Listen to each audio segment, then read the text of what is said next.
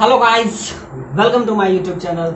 आज के इस नए वीडियो में, जैसा कि पिछले लेक्चर में हम देखे थे करंट इलेक्ट्रिसिटी, अब उसी लेक्चर को आगे कंटिन्यू करेंगे। आज के इस लेक्चर में हम फिर देखेंगे करंट और थोड़ा सा मैग्नेटिक फील्ड। और जैसा कि हम देख रहे थे, पूरा जेईई मेंस का प्रीवियस ईयर का सारा क्वेश्चन एक एक करके हम डील करेंगे। तो आइए, एक क्वेश्चन ये भी है, time taken by 830 watt of heater, 830 watt of heater to heat 1 liter of water from 10 degree Celsius to 40 degree Celsius. आपको क्या चाहिए? आपको टाइम निकालना है। ऑप्शन में आपको 30, 40 इस टाइप से ऑप्शन भी दिया हुआ है। आपको टाइम निकालना है कि एक हीटर है जो कि 836 वाट का है और वो 1 लीटर पानी, 1 लीटर वाटर, 1 लीटर पानी को वो हीट कर रहा है।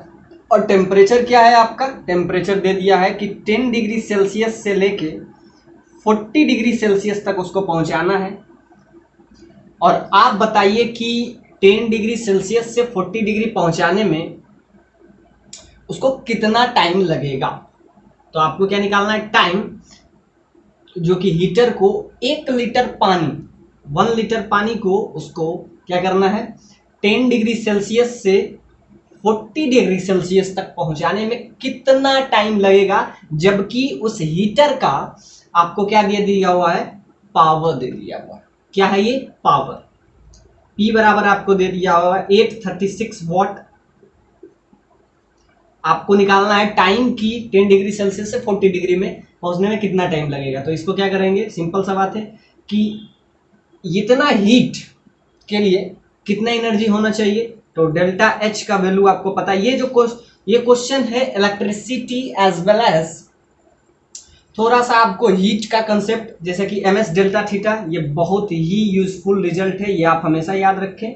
एम एस डेल्टा थीटा, अब आपको पता है एम एस डेल्टा थीटा, यहां से बस पुट कर दीजिए। जो इतना हीट कम से कम चाहिए इसको कि 40 डिग्री सेल्सियस से 10 डिग्री सेल्सियस से 40 डिग्री जाने में इसको कितना हीट चाहिए, तो यहां से हीट हम निकाल लेंगे। अब देखेंगे कि इतना वॉट आपको दिया हुआ है, 836 वॉट दिया हुआ है। अब इसको कितना टाइम लगेगा, मतलब कितना टाइम ही आपसे पूछा है, तो ऐसे यहां से हम निकाल लेते हैं। पावर P है इंटू टी, ये आ जाएगा हीट, डेल्टा एच। तो यानी कि डेल्टा एच इसका और डेल्टा एच इसका दोनों आपस में बराबर हो जाएगा। तो इसका डेल्टा एच और इसका डेल्टा एच दोनों को बराबर कर दीजिए। मतलब इतना इसमें जो हीट इवॉल्व होगा, वही हीट के वजह से तो ये 10 डिग्री सेल्सियस से 40 डिग्री में कन्वर्ट हो जाता है। तो ये जितना रिलीज करेगा उसी की वजह से तो ये पानी गर्म होगा और क्या होगा? 10 डिग्री से 40 डिग्री। तो दोनों डेल्टा एच बराबर कर दीजिए, P इंटू टी। और याद रखिएगा, इसको जूल में कन्वर्ट कर लेते हैं एसआई यूनिट में। तो जूल में कन्वर्ट करने के लिए क्या करेंगे? 4.2 से डिवाइड कर देंगे, तो ये आपका जूल में आ जाएगा एसआई यूनिट में। और इधर हो जाएगा M S delta theta delta T. अब बस यहां से पुट करेंगे, एक ही अननोन है P, आपको पता है 1 लीटर, तो यहाँ M का वैल्यू आपको हो जाएगा 1 litre. S specific heat of water, S क्या है यहाँ पे? इसको कहते हैं स्पेसिफिक। ये सब वैल्यू आपको याद होना चाहिए। और ये गिवन भी होता है स्पेसिफिक हीट ऑफ वाटर, इसका वैल्यू आपका 1000 हो जाएगा। और डेल्टा टी, टेम्परेचर कहां से कहां चेंज हुआ, तो ध्यान से देखिए, फाइनल 40, इनिशियल कितना था? 10। तो क्या हो जाएगा? T2 minus T1 delta T, इसी को कहते हैं delta T, change in temperature. Delta T that is change in temperature, final temperature that is 40, initial temperature that is 10। So you will gate find this result that is 30। और यहां से एक ही unknown है, power का value आपको दे दिया हुआ है। तो क्या किए? इसका डेल्टा एच और इसका डेल्टा एच, मतलब इतना जो ये क्या करेगा? ये हीट लॉस करेगा, हीट लॉस कर रहा है। एग्जैक्टली जितना हीट लॉस करता है वही हीट ये गेन करता है। ये आपका हो जाएगा हीट गेन। ये वही हीट गेन करेगा तो दोनों से बराबर हो जाएगा। और स्पेसिफिक हीट वाटर का आपको पता होना चाहिए 1000, बस एक ही अननोन यहाँ से बच जाएगा, वो टी है। तो पी का वैल्यू आपको कितना दे दिया है 836 डिवाइडेड बाय 4.2, इसको जूल में कन्वर्ट कर लिए, ये अपना जूल में ही आएगा क्योंकि कोई भी ऐसा यूनिट में ही आता है। और यहाँ टी एक ही अननोन बच जाएगा, तो यहाँ पे आपका हो जाएगा 1000 इंटू 30। अब बस इसको इजी कर लेते हैं और आपका आ जाएगा सिंपल सा वैल्यू। टाइम कितना टाइम लगेगा 10 से 40 डिग्री में, तो यहाँ से आ जाएगा 836 divided by 4.2 into T, that is get the result, इधर हो जाएगा 1000 इंटू 30। सो यहाँ से एक ही अननोन बच जाएगा आपका टी। मीटर ऑफकोर्स उसका लेंथ जो होता है 100 सेंटीमीटर, ये हम लोग स्टैंडर्ड रखे हैं, तो ये क्वेश्चन में आपको दिया भी है। और उसका ईएमएफ आपको ई वोल्ट दे दिया हुआ है। एक पोटेंशियोमीटर है जिसका लेंथ आपको 100 सेंटीमीटर दिया हुआ है, और ईएमएफ है उसका सेल, ई सेल, उसका सिंपल सा बात है ईएमएफ आपको ई वोल्ट दिया हुआ है। इंटरनल रेजिस्टेंस आपको पॉइंट यानी हाफ ओम दिया हुआ है। और if the balance point is obtained at 30 centimetre, इस पॉइंट पे बैलेंस पॉइंट हमको मिल जाता है। तो आप बताइए फ्रॉम पॉजिटिव इंड, आप बताइए कि उसका ईएमएफ क्या होगा। तो ध्यान से देखिए, जब हम पोटेंशियोमीटर बढ़ा रहे थे तो उसी में हम बताए थे कि पोटेंशियोमीटर क्यों यूज किया जाता है ईएमएफ के लिए, और वो भी एक्यूरेट ईएमएफ के लिए। हम हमेशा we use the accurate potentiometer. अब पोटेंशियोमीटर में इस क्वेश्चन को देखते ही आपको 3-4 ऑप्शन आपको इस टाइप से दिए हुए हैं, तो आपको क्या लगेगा, सिंपल सा बात है पोटेंशियोमीटर का स्ट्रक्चर बनाइएगा इस टाइप से, और यहां से यहां तक इसको 1 मीटर 100 सेंटीमीटर जो कि आपको दिया हुआ है। अब यहाँ से एक निडल हम यूज करेंगे और इसको बगल में हम क्या रखेंगे, एक ईएमएफ, और उसके बाद हम क्या करेंगे, यहाँ पे सिंपल सा बात है ईएमएफ नीचे लगा लेंगे और इसको हम चेक करेंगे। तो क्या होगा, इसे यहाँ से हम निडल निकालेंगे और यहाँ पे किसी पॉइंट पे इस टाइप से ये 100 है, और क्या है बैलेंस पॉइंट आपको दे दिया हुआ है 30 सेंटीमीटर। तो इसका निडल, इसका वैल्यू आपको क्या दिया हुआ है, सिंपल सा बात है ई दे दिया हुआ है, कैपिटल ई। अब इसको हम कनेक्ट कर लेंगे कैपिटल ई से। अब इस पॉइंट से पॉजिटिव इंड से क्या बोल रहा है कि it is obtained from positive end, positive end से ये कुछ घूमते हुए इस पॉइंट पे आ गया, या और यहाँ से जो इसका डिस्टेंस है ये कितना है 30 सेंटीमीटर है। तो ये बचा हुआ डिस्टेंस कितना हो जाएगा, बचा हुआ डिस्टेंस आपको कितना हो जाएगा 70 सेंटीमीटर, क्योंकि टोटल कितना है ये 100 सेंटीमीटर। तो इसको इससे कनेक्ट किए हैं, तो ये ईएमएफ है, और यहाँ पे एक इंटरनल रेजिस्टेंस है, यहाँ पे एक इंटरनल रेजिस्टेंस है जिसका वैल्यू आपको 0.5 ओम दे दिया हुआ है। बस ये है आपका, ये टोटल स्ट्रक्चर है, दैट इज पोटेंशियोमीटर। पोटेंशियल निकालने के लिए इसीलिए से हम क्या यूज करते हैं, पोटेंशियोमीटर, और इससे हम करंट भी निकालते हैं सर्किट का। तो ये भी आप याद रखेंगे, एक्यूरेट ईएमएफ के वजह से इसमें एक्यूरेट आपको ईएमएफ मतलब करंट भी आपको, अगर बहुत छोटा करंट आपको चाहिए जस्ट लाइक 1 एम्पियर 2 एम्पियर, तो इस वजह से। तो ये आपका हुआ, इस सारे क्वेश्चन को हम यहाँ के कंक्लूड किए। आपसे क्या पूछ रहा है, बैलेंस पॉइंट कहाँ आके मिला, यानी कि ये जो निडल है, निडल जो है ये फ्री टू मूव होता है, इस वही पॉइंट पे आता है जहां पे क्या हो जाएगा, नल रेजिस्टेंस शो करे, मतलब कि यहाँ पे आने के बाद ये जो है रुक जाएगा और यहाँ पे क्या आ जाएगा, इसका बैलेंस पॉइंट आ जाएगा। बैलेंस पॉइंट का मतलब है कि 30 सेंटीमीटर, और वो भी पॉजिटिव साइड से। तो ध्यान से देखिए, यहाँ से करंट आएगा इस टाइप से इसका सर्किट पूरा बन जाएगा। तो ध्यान से देखिए, मतलब इस पॉइंट पे मतलब 30 सेंटीमीटर तक पहुंचते पहुंचते वो अपना ये जो है फ्री टू मूव है, ये क्या ढूंढ लेता है, नल पॉइंट। नल पॉइंट मतलब इसके बाद करंट उसमें फ्लो नहीं होगा।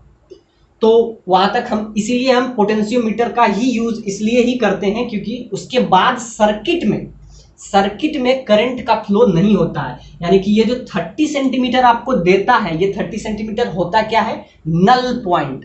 मतलब यहां पे पहुंचने के बाद, मतलब आगे अगर हम और शिफ्ट करेंगे तो करंट फ्लो होगा ही नहीं, मतलब यहीं पे आके रुक जाएगा, मतलब कि इतना तक जाएगा, उसके बाद करंट का फ्लो नहीं होगा। तो 30 सेंटीमीटर उसका क्या हो जाएगा, बैलेंस पॉइंट।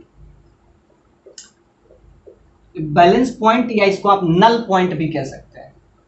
नल पॉइंट मतलब वहां पे जाने के बाद करंट उसमें फ्लो नहीं होता है। अब आपसे पूछा है कि आप बताइए ईएमएफ ऑफ बैटरी क्या होगा।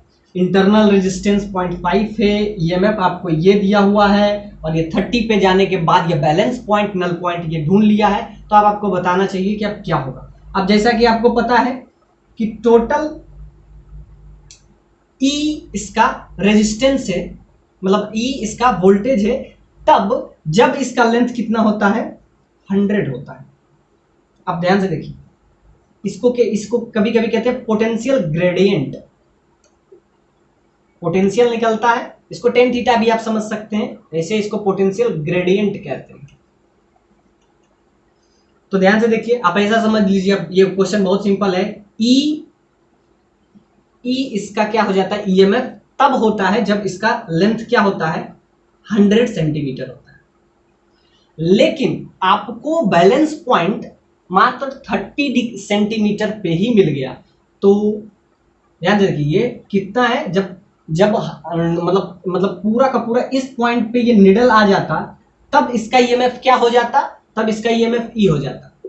यानी कि ये बैलेंस पॉइंट अगर ये इस पॉइंट पे आके मिल जाता, इस पॉइंट पे आके मतलब 100 पे, तो इसका डायरेक्टली क्या हो जाता, ई। लेकिन 100 पे नहीं मिला, वो 30 पे ही वो अपना नल पॉइंट ढूंढ लिया, इंटू 30। तो ध्यान से देखिए, यहां से आपका सिंपल सा आपको दिख जाएगा, ये D is the right option, यानी कि 30E/100।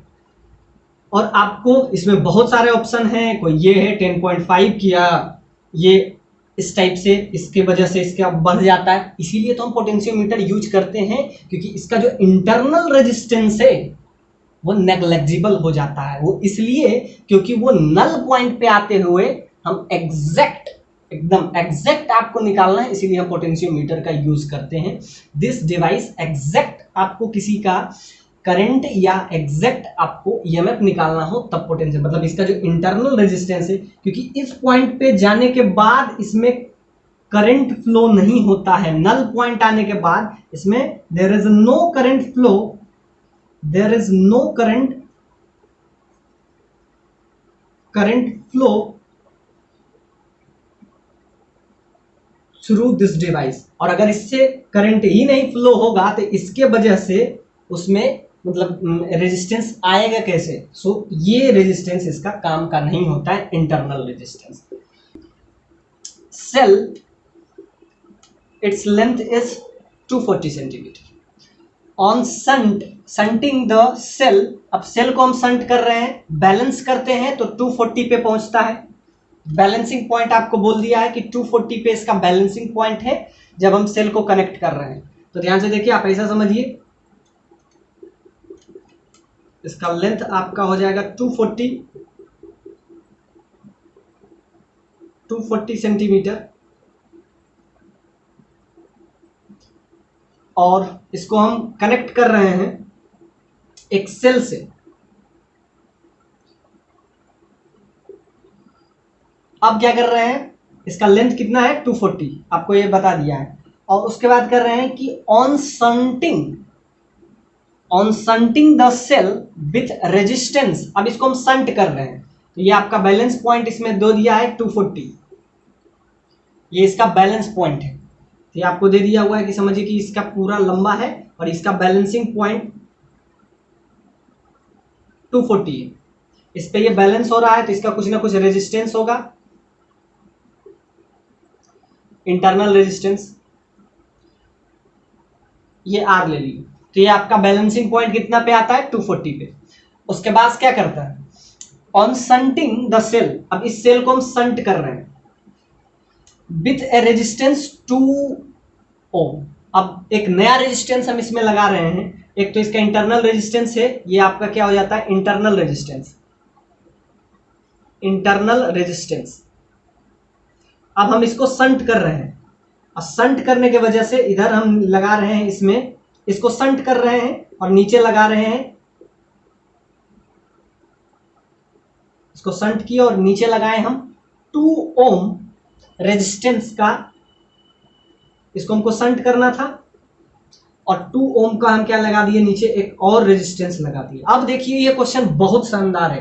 पिछला क्वेश्चन भी हम पोटेंशियोमीटर पे भी किए थे, ये भी क्वेश्चन आपको पोटेंशियोमीटर पे है। आप ऐसा समझिए बैलेंसिंग पॉइंट आपको दे दिया हुआ है, कितना 240, इसका कुछ भी लेंथ होगा हमको नहीं पता है, लेकिन हमको ये पता है कि बैलेंस इस किस पॉइंट पे होगा, ये जो निडल है ये किस पॉइंट पे जाएगा 240 सेंटीमीटर, ये आपको दे दिया है।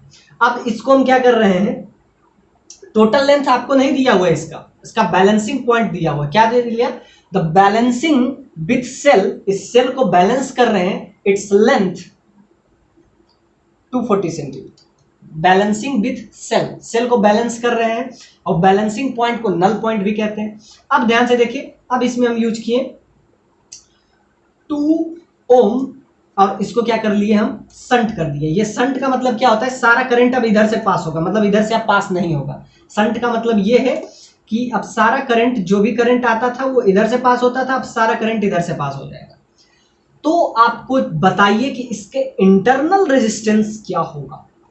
मतलब जब हम एक एक्सटर्नल रेजिस्टेंस लगा रहे हैं, इसको संट किए, ऑन संटिंग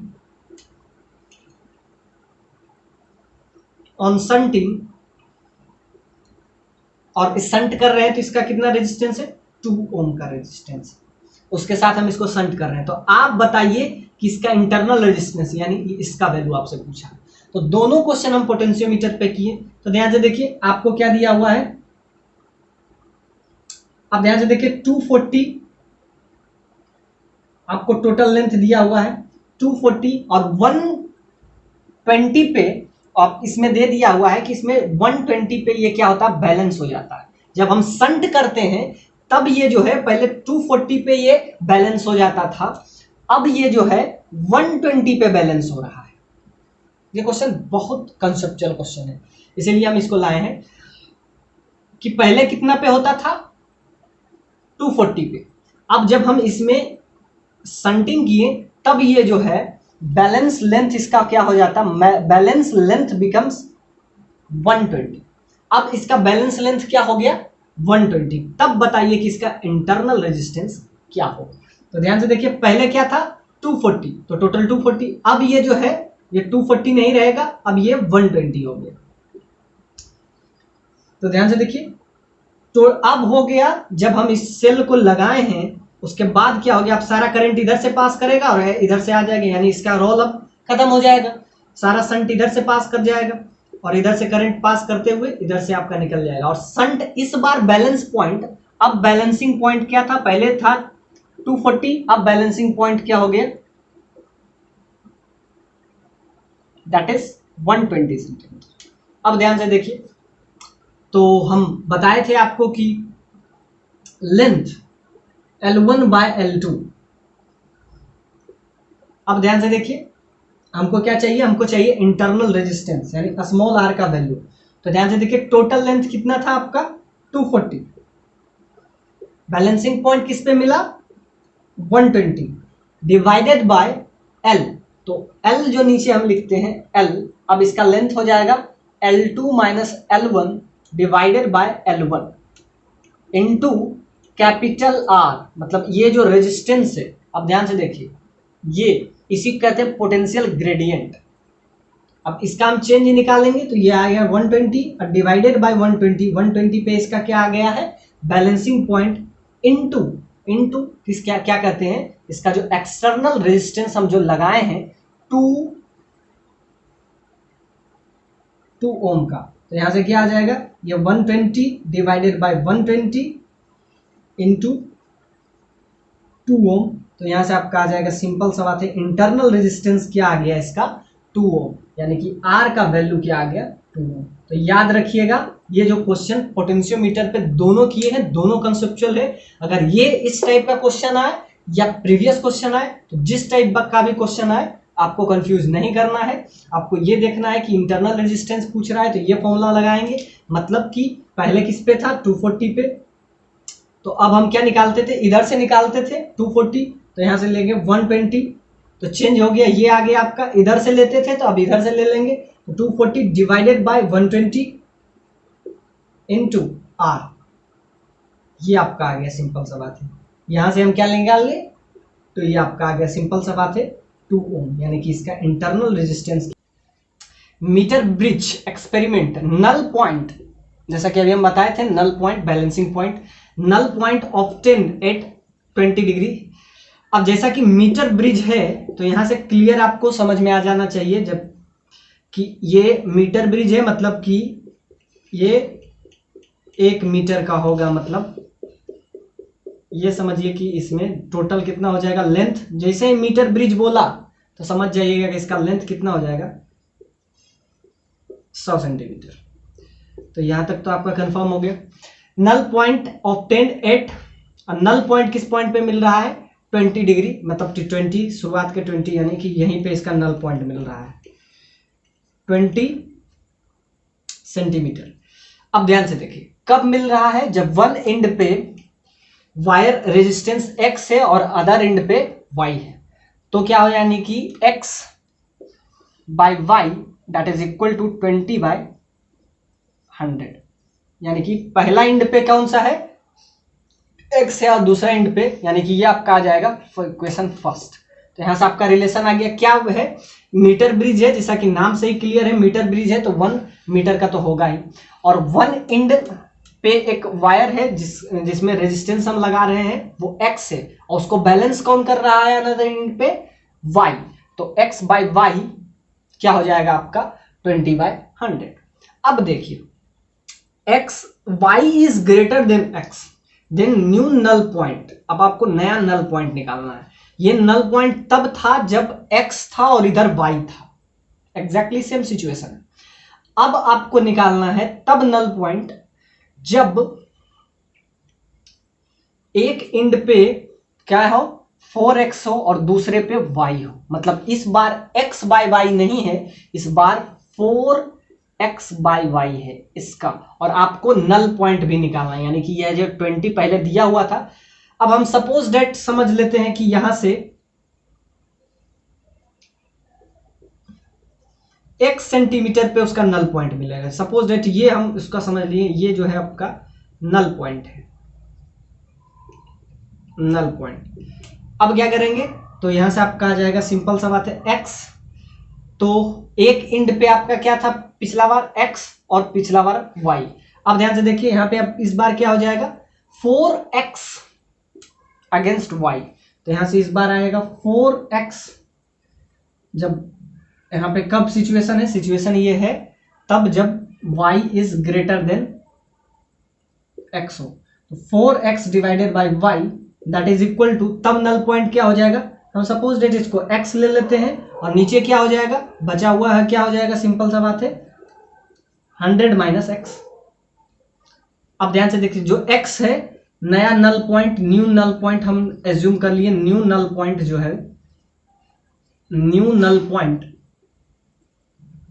वो x हो जाएगा। अब ध्यान से देखिए बस इसका वैल्यू रख दीजिए, x बाई वाई का वैल्यू यहां से क्या आ जाएगा, सिंपल सा बात है 1/4 आ जाएगा।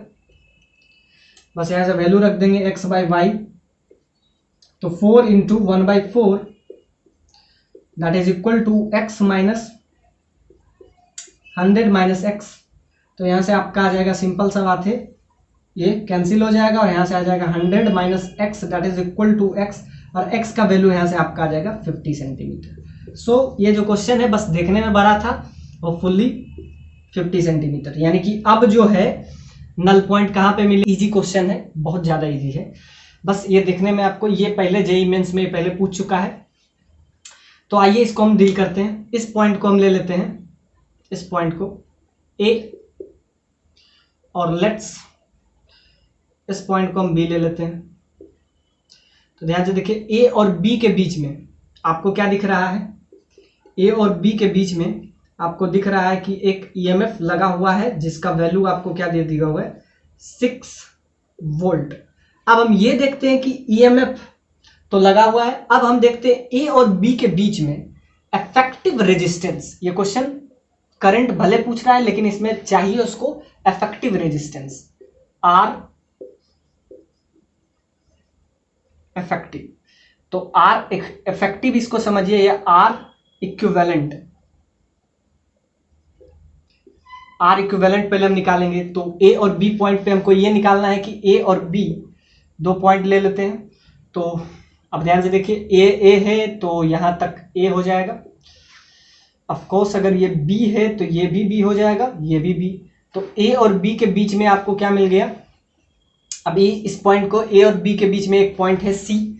इस ट्रिक से आप ऐसा समझिए कि ए से बी जाने के कितने रास्ते हैं। तो ए से, तो यहां तक ए हो जाएगा, ये ए एग्जैक्टली, ये सी, ये भी आपका सी, ये भी आपका सी। तो ध्यान से देखिए, ए से बी जाने के लिए हमको सी से गुजरना पड़ेगा। तो ध्यान से देखिए, ए से अगर आपको बी जाना है तो ध्यान से देखिए, इधर से आइएगा तो एक बीच में रास्ता, यानी कि ए से बी जाने के लिए हमको सी से गुजरना पड़ेगा। तो ए से बी आप डायरेक्टली नहीं जा सकते, मतलब बीच में आपको सी से गुजरना पड़ेगा। तो देखेंगे अब किसके किसके बीच में। तो ए और सी के बीच में एक रेजिस्टेंस है, एक रेजिस्टेंस है कितना, 2 ओम। अब ध्यान से देखेंगे बी और सी के बीच में, तो बी और सी के बीच में हाँ है कितना, 1.5 ओम। अब ध्यान से देखते हैं, तो सी और ए के बीच में, सी और ए के बीच में, ए और सी के बीच में एक और है। तो ध्यान से देखिए, यहां पे एक और आ जाएगा, ये कितना है, 6 ओम का। तो effective resistance between A and B निकाल लीजिए, उसका आंसर फिर आ जाएगा। आप ध्यान से देखिए, ये आपको क्या दिख रहा है, सिंपली पैरेलल दिख रहा है, ये पैरेलल दिख रहा है। तो इसका क्या हो जाएगा, तो पैरेलल में हम क्या करते हैं, R1 into R2 divided by R1 plus R2। तो क्या हो जाएगा, simply 2 into 6 divided by 8, you will get that is 4, और यहां से 3/2 यानी 1.5 ओम। तो अब आ जाएगा आपका ए और बी के बीच में आपको दो रेजिस्टेंस, ये भी आपका 1.5, इधर भी आपका 1.5 हो जाएगा। ये आपका ए, बीच में सी अब चला गया, और बी के बीच में ये भी 1.5, ये भी 1.5। अब ये दोनों क्या दिख रहा है आपको, सिंपली सीरीज में, ये दोनों पैरेलल में था, इसको एक किए तो ये आ गया, और बाकी ये आपका था। तो ए और बी के बीच में आप पहुंचिएगा तो यहाँ पे आपको क्या लगा हुआ है, एक सेल लगा हुआ है जिसका वैल्यू आपको 6 वोल्ट दिया हुआ है। इफेक्टिव रेजिस्टेंस हम निकाल लिए। तो अब हमको क्या निकालना है, करंट। तो करंट के लिए क्या लिखते हैं, V बराबर I R, so I is equal to V by R. तो ये R इफेक्टिव हो जाएगा, तो 6 डिवाइडेड बाय, ये आपको सिंपली हो जाएगा क्या, ये 3 हो जाएगा, 3 ohm divided by 3 ohm, so you will get 2 ampere. तो इसमें जो करंट इसमें मूव करेगा वो कितना हो जाएगा, 2 एम्पियर का करंट हो जाएगा। तो ये पहले बता भी चुके हैं, तो आपको ये दिया हुआ है। अब यहां से ये जो डिस्टेंस है, आपको ये बताना कि करंट जो है इसमें मूव कर रहा है, एग्जैक्टली आई करंट इसमें भी, लेकिन अपोजिट सेंस में मूव कर रहा है। अब ध्यान से देखिए, अपोजिट सेंस का क्या मतलब है। अब आपको बताना है कि ओ पॉइंट पे मैग्नेटिक फोर्स क्या होगा, यानी कि magnetic force, B force at point ओ।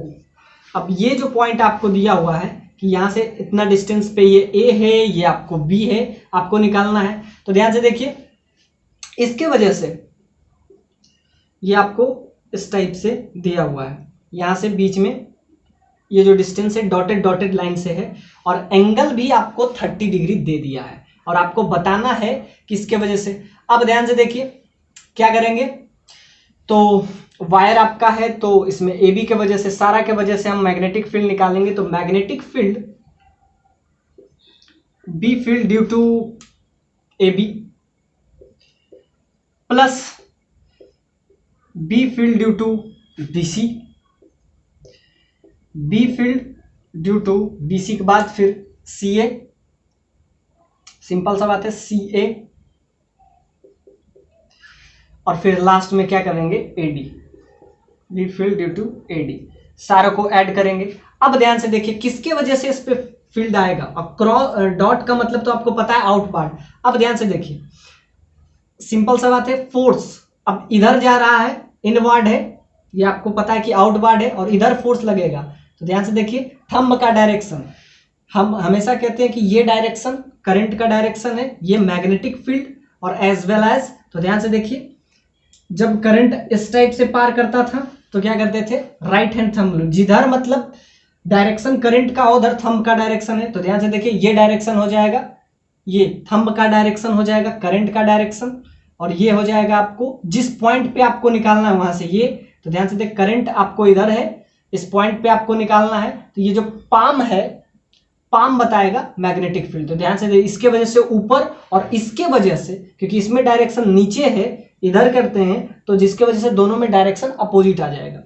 तो ये देखिए इसमें थंब का डायरेक्शन है, वो डायरेक्शन करंट का होगा, और जिस पॉइंट पे यानी कि ये जो है आपको जिस पॉइंट पे निकालना हो वो आपका फिंगर का डायरेक्शन होगा, और लास्ट में ये जो पाम है, पाम बताएगा आपको ड्यू टू पाम रूल कि किस डायरेक्शन में होगा। तो ध्यान से देखिए, तो ये डायरेक्शन हो जाएगा आपको क्या है, डॉट मतलब ऊपर, ये करंट का डायरेक्शन हो गया, करंट के डायरेक्शन में चलेंगे, और हमको किस पॉइंट पे जाना है, सिंपल सा बात है, आपको इस पॉइंट पे जाना है। करंट का डायरेक्शन क्या है, करंट आउटवर्ड है ऐसे समझिए, और इस पॉइंट पे आपको जाना है। तो ये जो थंब का डायरेक्शन है, ये पाम जो है वो आपको मैग्नेटिक फील्ड।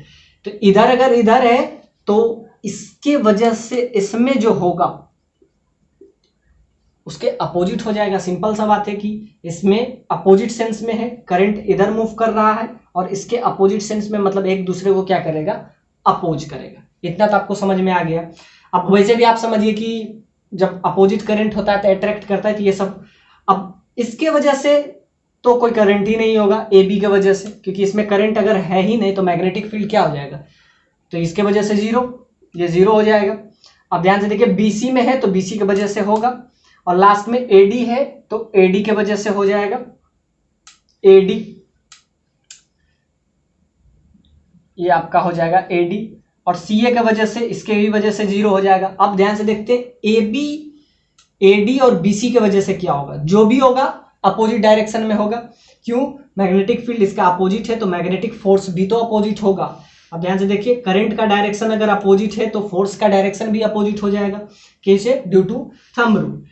अब ध्यान से देखिए क्या वैल्यू होगा, ये आपसे पूछा है, तो वैल्यू पे हम गौर फरमाते हैं, डायरेक्शन पे भी छोड़ देते हैं। अब बस ये समझ में आ गया कि दोनों का साइड अपोजिट है तो अपोज करेगा। तो इसके वजह से क्या होगा, सिंपल सा बात है, इसके लिए हम हमेशा फॉर्मूला यूज करते हैं, mu not I by 4 pi, simple सा बात है, इसका लेंथ इंटू अल्फा। अल्फा क्या है, अल्फा है एंगल, सिंपल सा बात है 4 पाई, और उसके बाद क्या लगा लेते हैं यहां से एंगल, तो ये angle subtended on point O पे सिंपल सा बात है एंगल बनेगा। एग्जैक्टली इस पे भी वही रूल लगाएंगे, क्या, म्यू नोट आई बाय 4 पाई इंटू अल्फा। ये कब लगाते हैं, तो ये हम जब मैग्नेटिक फील्ड पढ़ा रहे थे तब हम बताए थे, ये हम लगाते हैं, ये फॉर्मूला तब लगाते हैं, आर्क के लिए लगाते हैं, ये फॉर्मूला हम आर्क के लिए लगाते हैं। दोनों समझिए कि आर्क की तरह ही काम कर रहा है, तो बस दोनों में लगा दीजिए। तो इसमें लगाएंगे तो डिस्टेंस क्या हो जाएगा, इसमें डिस्टेंस हो जाएगा, यहाँ पे क्या हो जाएगा ए, और उसमें डिस्टेंस बी हो जाएगा, तो यहाँ से आ जाएगा म्यू नोट, करंट तो दोनों में आई ही है, 4 पाई, एंगल भी आपको सिंपल सा बात है समझ में आ ही रहा होगा, 4 पाई ए क्या हो जाएगा, ए हो जाएगा वहां से डिस्टेंस, मतलब उसका रेडियस, इस आर्क का कुछ ना कुछ रेडियस ही होगा ना, तो 4 पाई ए, तो यहां से डिस्टेंस क्या हो जाएगा, सिंपल सा बात है ए, और एंगल क्या हो जाएगा, इसको हम कन्वर्ट कर लेंगे तो क्या आ जाएगा π/6, तो ये आपका आ जाएगा π/6 माइनस, क्योंकि अपोज कर रहा है तो एग्जैक्टली यही काम इसमें भी करेंगे, करंट आई 4 पाई, लेकिन ये डिस्टेंस आपका बी हो जाएगा, ये डिस्टेंस आपको टोटल डिस्टेंस कितना दे दिया है वो बी, ये ए है ये बी है, तो 4 पाई इसमें बी हो जाएगा, और एंगल तो सेम ही रहेगा। तो ये आपका आ गया सिंपल सा बात है, magnetic field at the point O। तो इसको बस इजी कर लीजिए। तो ये हमेशा फॉर्मूला याद रखिएगा 4πa इंटू अल्फा, और यही पूरा सर्किल बन जाता है। तो ध्यान से देखिए, म्यू नोट आई बाय 4πa, और पूरा सर्किल बन जाएगा तो 2π से 2π कैंसिल, तो यहां से आपको आएगा म्यू नोट आई बाय 2a, जो कि सेंटर पे, किसी भी सर्कल का सेंटर पे अगर मैग्नेटिक फील्ड निकालना हो तो उसका वैल्यू ये आता है। वहीं से ये फॉर्मूला हम डेराइव किए थे। बस इसको अब इजी कर लीजिए। तो दोनों को कॉमन लेंगे तो क्या हो जाएगा, म्यू नोट आई, ये आपका कॉमन आ जाएगा, और सिंपली पाई से पाई कैंसिल हो जाएगा दोनों में, पाई से पाई, और यहां पे आ जाएगा 24, और यहां पे आ जाएगा 1/a माइनस 1/b, और कुछ नहीं, म्यू नोट आई, पाई से पाई कैंसिल हो जाएगा, और यहाँ पे आपका आ जाएगा 24, 6 2 24, 6 4 जा 24, ये आपका आ जाएगा ऑप्शन। अब इसको इजी कर लीजिए, ये आपका आ गया मैग्नीट्यूड